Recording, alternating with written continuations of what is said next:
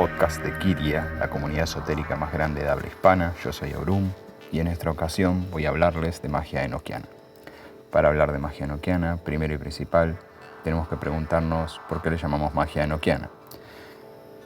Esta deriva de los trabajos que deja la Golden Dawn y sus investigadores acerca de los relatos y trabajo mágico dejado por un tal John Dee, un inglés, que vivió en el 1500 y que desarrolló la magia conocida hoy como magia enoquiana junto a su colega, mejor conocido como Edward Kelly, y según otros llamado John Talbot. Los nombres no vienen al caso y la historia de John Dee, aunque controvertida e interesante, sería demasiado larga para incluirla en este podcast. Así que vamos a hablar de lo básico. John Dee era un astrólogo, un mago que se decía a sí mismo muy malvidente. No obstante, a raíz de una serie de eventos medio paranormales que tuvo, decidió buscar videntes para contactar con las entidades que le rodeaban. Y no mucho después empezó a nacer el conocimiento llamado magia enoquiana hoy en día, pero que John Dee llamaba literalmente magia angelical, dado que sus primeros contactos son con el ángel Miguel, algunos ocasionales con el ángel Rafael, y después otros tantos ángeles desconocidos por nombre que ayudaron muchísimo al desarrollo de lo que hoy se conoce como magia enoquiana. Se le denomina magia enoquiana a lo largo de las investigaciones modernas, casi podemos decir, porque en muchas ocasiones en los diarios de John Dee figura que estos ángeles hacen referencia a las tablas de Enoch y que el material que le están dando equivale a esas tablas. No obstante, en ninguna ocasión, digamos, existe alguna prueba o algo muy concreto que diga que esas son las tablas de Enoch. Lo que dice es que estos mismos ángeles habían dado esas tablas a John Dee y habían dado sus tablas a Enoch. Ahora, si son las mismas tablas, eso nunca quedó claro. Así que la magia enoquiana es un epíteto moderno para este conocimiento, que surge de los diarios de John Dee, no de John Dee en directo, ni de sus estudiantes, porque hasta donde sabemos si los tuvo, nunca nos enteramos. La magia enoquiana empezó siendo una serie de diarios. Hoy en museos están todos estos diarios y en los últimos años fueron descubiertos más diarios, así que fue creciendo en volumen. No obstante, gran parte de la magia enoquiana no es aplicable, digamos, no muy funcional. Hay cosas que siguen en el misterio de para qué sirven, y de eso vamos a hablar en unos minutos. ¿Cómo era John Dee? Esto es importante. John Dee era una persona muy de obedecer a pies juntillas lo que le decían los espíritus, en realidad. Y su vidente, que servía de traductor, a menudo le decía esto es así, así, y él simplemente lo creía. Así que redactaba tan al pie de la letra como podía todo lo que los espíritus le decían, a pesar de que cometió muchos errores, y gracias a eso existen muchas versiones de algunas de las conocidas hoy tablas enoquianas. En cualquier caso, esta actitud que él tuvo es lo que permitió llevar tantos diarios y dejar tanto material que al día de hoy se pudiera conocer. Ahora vamos a atender otro término: los ángeles de la magia enoquiana. ¿Son ángeles? El vidente de John Dee afirmaba que eran demonios disfrazados de ángeles. John Dee veía en esto cierta acusación. No obstante, hay ciertas cosas que suceden a raíz de estos contactos que dejan mucho que pensar. No voy a citar ahora mismo todos los diarios de John Dee, no tendría ninguna relevancia y además sería demasiado largo. A nosotros nos interesa hablar de magia enoquiana. Así que dejemos el asunto de los ángeles y los demonios en un epíteto generalizado para decir espíritus, porque al mismo John Dee le dicen cuando él pregunta que no son ni ángeles buenos ni ángeles malos. De hecho, él pregunta, ¿son buenos o malos? Y ellos dicen, ambos. Así que ambas cosas, no son buenos, no son malos, así que si alguna vez alguien oyó, bueno, esto es magia de Dios, espiritual, de la luz y de la bondad, bueno, se mintió. La verdad es que la magia enoquiana se presta tanto al bien como para el mal. Depende cómo se la utilice, y dentro de lo que es la misma estructura de la magia enoquiana figura cómo utilizarlos para mal en muchos casos, sobre todo en las 4 tablas de la Tierra. Muy bien. Los trabajos de magia enoquiana son funcionalmente, como podríamos decir, poseen su propia graduación. Es decir, hay cosas que sirven más que otras. Eso ha dado a saber que algunos sean más famosos que otros. Hoy en día nosotros gozamos de un conocimiento muy amplio, por ejemplo, de las 4 tablas de la Tierra. Claro, es el trabajo más funcional de él, pero hay muchos otros trabajos y me gustaría citarlos en orden de funcionalidad. Digo en orden de funcionalidad y no en orden histórico, porque la verdad es que el orden histórico importa muy poco en este caso. En orden de funcionalidad vamos a ir de lo más disfuncional. Existe algo llamado el Liber Logaeth, que consta de unas 96 tablas muy grandes, llenas de letras y números, de donde teóricamente salieron las primeras, palabras que se comunicaban a Edward Kelly, a John Dee, que luego compondrían las llamadas enoquianas o el lenguaje enoquiano. En todo caso, el Liber Logaeth son muchas tablas y hasta el día de hoy no está muy claro para qué sirven. En la mayor parte de las órdenes, tienen como algunas ideas básicas y cada quien las explora a su manera. Por eso suelen darse en los grados más altos, para que cada quien las explore a través de su propia experiencia y una base mágica fuerte que le permita a la persona abordar esto sin caer en la locura o el desorden total. No obstante, como trabajo, el Liber Logaeth, en cuanto a lo que es general, es bastante disfuncional, es decir, no está clara su función, ¿verdad? Así que por el momento, si funciona para algo, es para aquello que el que descubrió cómo usar una tabla la usa, pero no es generalizado. En las manos de alguien que no sabe, son solo tablas con números y letras. La mayor parte del sistema enoquiano se compone de tablas, números y letras, o cosas cifradas con letras y números. Un poco más funcional, aunque no mucho, es otro trabajo, poco conocido también, llamado Liber Zoiga, que se compone de, si recuerdo bien, eran 36 tablas con muchas letras. Estas 36 tablas, además de ser grandes, no son necesariamente legibles. Se construyen con una palabra de 6 letras que, ingresada de cierta forma y modificada por un código numérico y sería criptográfico, supongo, la palabra, se convierten en otras letras. Y así se construye toda una gran tabla de letras y más letras y más letras. Estas 36 tablas, mucha gente las ha asociado con la astrología. Por signos, por decanatos, por planetas y signos. Hay más de una interpretación que podemos dar a esto. Por lo que sabemos, John Dee deja más o menos asociadas con los signos y los planetas, o por lo menos eso se da a entender en sus textos, a las tablas del Liber Zoiga, aunque nunca queda clara su lectura ni cómo utilizarlas.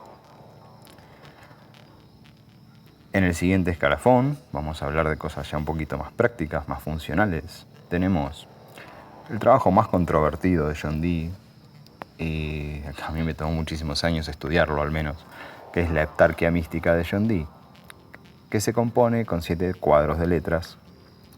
Cada cuadro tiene 7 por 7 letras y según se los conjunta se forman los nombres de 49 espíritus diferentes, más los nombres de 42 espíritus extra que son los ministros.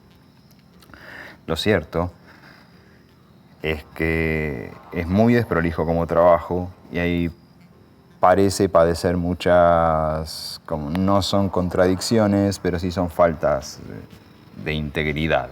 Hay cosas que simplemente no parecen tener un sentido muy consistente en cuanto al resto de los trabajos de John Dee. No obstante, para ser uno de sus primeros trabajos, es muy complejo y está muy interesante si alguien lo desea leer. Si alguien lo desea utilizar, también puede, pero posiblemente encuentre algunas dificultades a la hora de encontrarle una sensatez lineal a todo lo que estudia. Hay muchas cosas que parecen casi caprichosas. Más allá de eso, también tenemos, dentro de esta misma familia, de principios, digamos, de 7 septenarios, al Sigillum Dei Amet. El Sigillum Dei, también llamado Sigilo Amet o Sigilo Dios, casi todo el mundo lo usa con fines protectores y parece tener una relación muy grande con la autarquía mística. No obstante, hay gente que ha escrito algún que otro libro sobre cómo usar el Sigillum Dei como un sistema en sí mismo, un sistema de magia planetaria. Todo viene dado por 7 en ese trabajo. Y otras personas que prefieren usarlo como se le dijo a John Dee, que es como un sello de cera sobre el cual poner un espejo mágico para trabajar. Punto. La idea es una protección.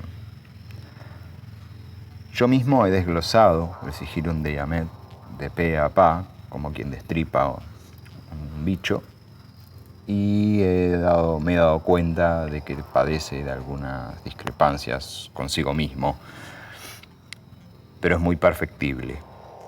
No soy el único que ha hecho este trabajo, sé otras personas que han encontrado que usar el Sigillum Dei Amet tal y como está puede traer muchos problemas, puede traer entidades indeseables y cosas así, y que necesita como pequeñas correcciones para funcionar. Por sí mismo parece venir barajado de una manera complicada, que a veces tiene sus insubstancialidades,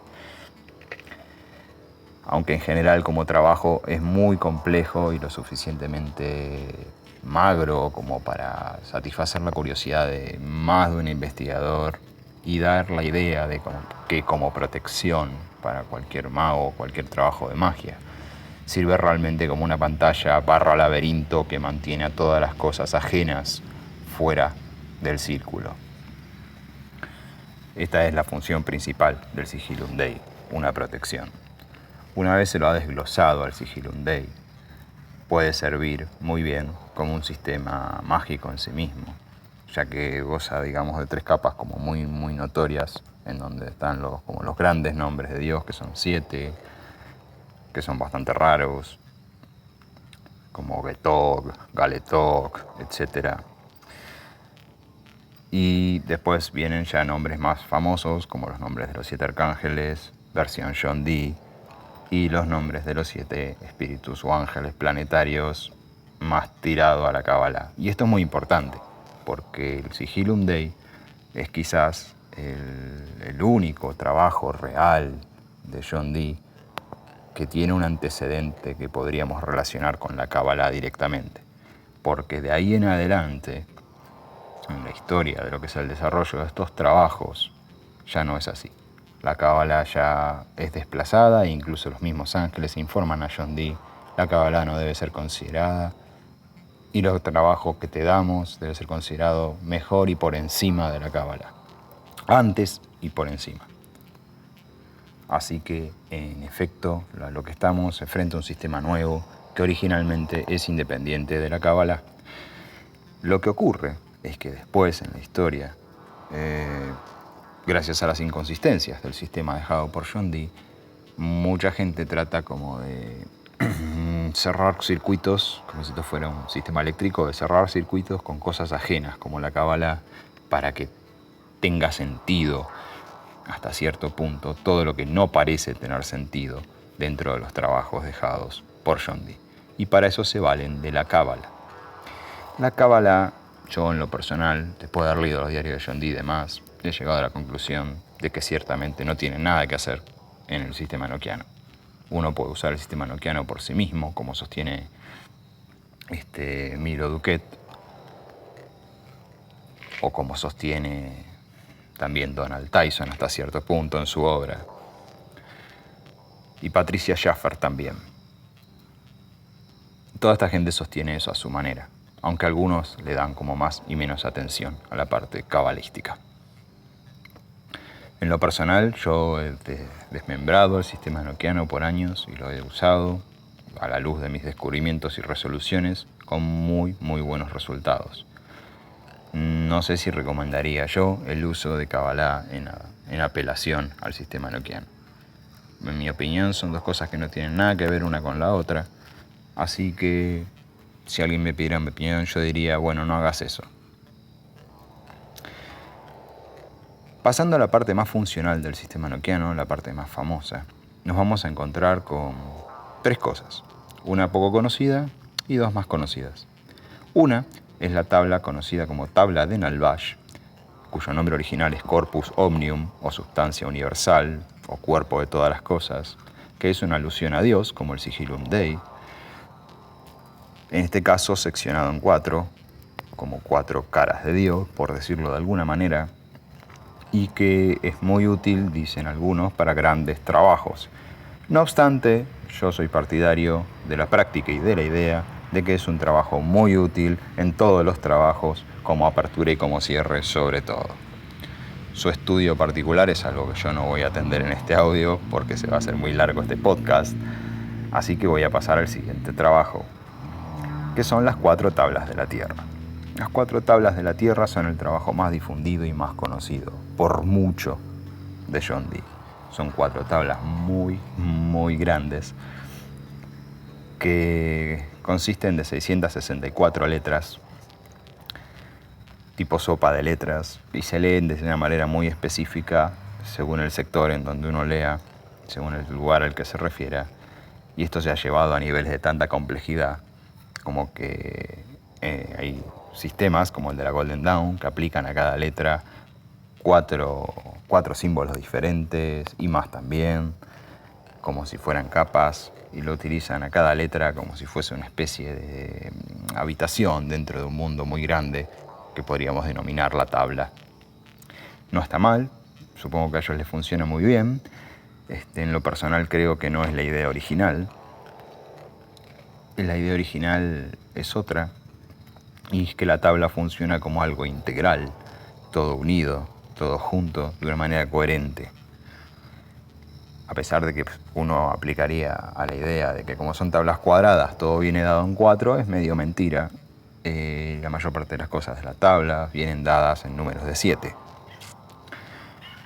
Así que sí, a pesar de que hay una gran alusión a lo que es el número 4 y los 4 elementos, también es cierto que sistemáticamente la estructura se sostiene a través del número 7. Un segundo trabajo que sucede a las 4 tablas de la Tierra es el que deriva de las 4 tablas de la Tierra y se conoce como 30 aéteres. Aunque más que como los 30 éteres deberíamos conocerlos como los 91 espíritus, porque cada éter contiene 3 espíritus, salvo el último que contiene 4, forman 91, y estos 91 genios, como son denominados por John Dee, gobiernan la Tierra. Antes de que la gente salga a pensar que estos espíritus gobiernan la Tierra y salga corriendo a ver cuál cae en su país, hay dos cosas muy importantes que saber.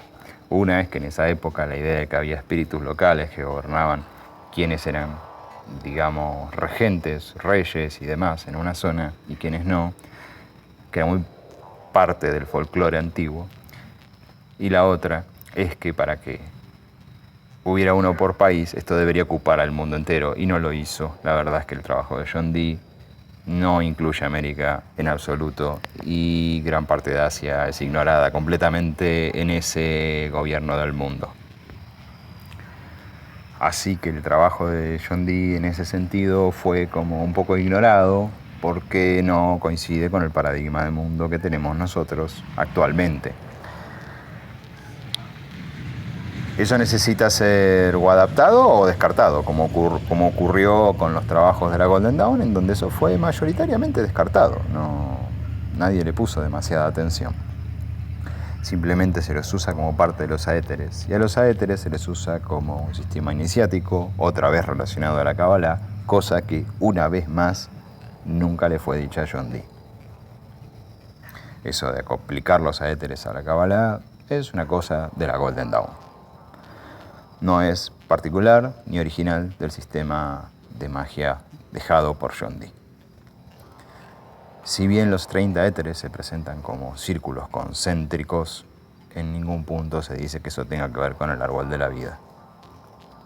De hecho, en ningún punto se lo nombra en relación a los 30 éteres o los 91 espíritus o lo que sea.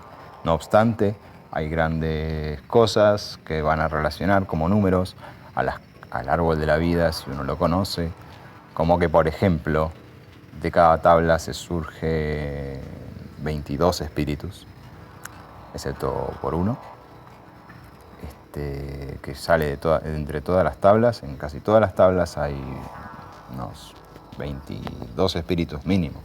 Si no, las cuentas no dan, ¿verdad? Si yo hago 22 por 4, ¿qué me da? 88. Estoy ahí de los 91, pero hay un par que salen de la cruz que media entre las tablas, que no son formalmente parte de las tablas, aunque son una parte integral con todo el sistema general, dejando que de cada tabla, de las 4 tablas de la Tierra, salgan 22 espíritus, que se asocian a los 30 éteres, perdón. Entonces van a venir toda esta idea de vamos a asociar esto al árbol de la vida porque 30 es 3 por 10 y de cada una surgen 22, etc. Aunque no hay en ningún lugar de los textos de John Dee nada que diga que esta relación existe. Son solo números. Finalmente tenemos, dentro de los trabajos funcionales, las 19 llamadas enoquianas, que la gente mucha la aplica como le parece, como sale de algún sistema, a las 4 tablas de la Tierra, a veces a los 30 éteres. Hay una llamada particular para trabajar con los 30 éteres, que es la 19ª. Las otras 18 no está muy claro para dónde van, hay más de una conclusión sobre esto, y la mayor parte de la gente prefiere pensar que cada llamada de las 16 corresponde a uno de los 16 subángulos que tienen las 4 tablas de la Tierra. ¿En qué orden? Esa sí es una buena pregunta. ¿En qué orden? No hay una cosa muy sólida para decir qué llamada corresponde a dónde. Así que hay más o menos 3 ideas fuertes dando vueltas por el mundo sobre cómo utilizar esto. Una la postula Donald Tyson, y otra sale de la Golden Dawn, y otra puede salir del sentido común de cada uno, agarrando la idea de Donald Tyson y haciendo que cada círculo de Donald Tyson caigan dentro de una tabla y no interconectando tablas como lo propone él en su libro, Magia Enoquiana para principiantes, así se llama su libro. De todas maneras, no está muy claro ni hay un consenso muy grande sobre cómo utilizarlas. En lo personal, y en esto creo que coincide mucha gente que ha estudiado el sistema enoquiano, las 19 llamadas no están para ser usadas así a lo cavernario, copiar al pie de la letra, y dejan una gran enseñanza, que es el lenguaje litúrgico enoquiano, que se presta a casi cualquier trabajo mágico, si una vez uno empieza a entender cómo funciona, y a combinar las palabras y hacer nuevas oraciones, logrando muy buenos resultados en casi cualquier trabajo de casi cualquier naturaleza. Incluso al mismo John Dee le dijeron en su momento que no se quedara con las 19 llamadas y quisiera las suyas propias. Para bien o para mal, no hizo las suyas y dejó las que están escritas, y cada quien las adaptó como pudo. Algunos tratando de hacer un nuevo sistema numérico, porque la manera de nominar a los números no está clara, y otros tratando de coordinar con las 4 tablas de la Tierra y los puntos cardinales citados en las llamadas. En cualquier caso, necesita ser adaptado en muchas ocasiones y ser ligeramente modificado para encajar, posiblemente porque no fueron corregidas desde el momento en que fueron hechas, y porque tampoco estaban, digamos, orientadas quizás al uso que se les da hoy. Claro que a mucha gente esto no le va a gustar, pero si uno lee los diarios de John Dee, en ningún lugar se especifica o se dice que existe una relación real entre las llamadas y las tablas de la Tierra. No una directa al menos, salvo por la 19ª llamada, que corresponde al uso de los Aetirs. Muy bien. En orden de funcionalidad, esto es el sistema noquiano, conocido hasta hoy. No se descarta que al día de mañana se descubran nuevas cosas sobre el sistema noquiano. De hecho, es ampliamente posible. Para bien y para mal, el sistema noquiano presta un cuerpo de investigación suntuoso, muy complicado. Hace falta sentarse, leer, investigar. No basta con quedarse con lo que nos dicen los libros. Es mucho el material. Y a mí en lo personal me tomó casi 10 años de investigación el sistema noquiano. Aquí voy a hablar un poco de mi experiencia para cerrar este podcast, diciendo, bueno, yo el sistema noquiano no lo abordé desde el conocimiento de ninguna orden. El sistema noquiano lo abordé desde mi experiencia personal, tomando las tablas y las cosas más fieles que pude conseguir, sacándolas de los diarios, de los apuntes que se consiguen, copiados de los museos y demás. Con mucha dificultad leyendo porque el inglés antiguo no es fácil de leer. Y la verdad es que al final del día me di cuenta de varias cosas. Una de ellas es que John Dee no entendía su trabajo. Él se dedicaba a registrarlo y usarlo como le decían, pero no lo entendía. Y la otra es que el sistema dejado por John Dee tiene más cosas para enseñar que las que el mismo John Dee dice. Mi opinión sincera es que el sistema dejado por John Dee depende más de la estructura en la que lleva, la manera en la que está construido, que de las letras que contienen sus tablas, aunque esto va a sonar medio sacrilegio para mucha gente. Realmente es un sistema muy, muy fuerte y ha habido gente que de forma experimental ha cambiado todas las letras de las tablas y ha tenido buenos resultados igual. Claro, para eso hace falta un conocimiento muy claro de cómo funciona el enoquiano y no es recomendable hacer eso a la primera. En resumen, yo al enoquiano lo destripé, lo estudié, lo entendí, lo reconstruí como quien arma un muñeco de Frankenstein y lo hice vivir de nuevo y me funciona muy bien a mí y a aquellos a los que se lo he enseñado. No sé si es lo que le recomiendo a todo el mundo, pero sí puedo recomendar buenos libros. Puedo decir, el libro de Donald Tyson, Magia para principiantes, Magia enoquiana para principiantes, Enochian Magic for Beginners, es muy buen libro, aunque mezcla muchas ideas propias de Tyson, es un buen libro. El de Milo Duquette es buen libro, aunque dista de ser el mejor, pero le da ese toque chamánico que le hacía falta al trabajo de John Dee, ese toque de esto se hace así y sin más complicaciones, que es lo cierto. Si uno lee los trabajos de John Dee, no hay tanta parafernalia como la que hay cuando leemos documentos de la Golden Dawn. Realmente lo que se apela más que nada es a oraciones habladas, y no oraciones muy complejas, sino la pronunciación de los nombres por sí sola pretende ser suficiente para el logro del acto mágico propuesto por las tablas dejadas por John Dee, sobre todo aquellas, las de la tierra, que son como las que más trabajó John Dee y todo el mundo, porque son muy, muy versátiles y contienen una enorme variedad de nombres. Y cuando digo enorme me refiero a un número realmente muy grande. ¿Qué es mejor si yo quiero entrar a la magia enoquiana? Esta es una última pregunta. Creo que lo primero es entender que no es tan peligrosa como todos dicen. Por ahí hay gente diciendo la magia enoquiana te puede dejar loco. Lo que te puede dejar loco es no saber lo que estás haciendo. No te va a dejar loco la magia enoquiana. Es muy compleja y es importante entender lo que se hace antes de hacerlo. Y eso significa que hay que estudiar muchas, pero muchas horas antes de decidir practicar. Bueno, eso es todo por ahora. En futuros programas hablaré mejor sobre los peligros, si los hay, cómo palearlos y distintos trabajos ya de manera más puntual de los que he citado en este podcast. Sin más, me despido de ustedes. Muchas gracias por escuchar el podcast de Esquiria, la comunidad esotérica más grande de habla hispana. Mi nombre es Aurum y ha sido un placer.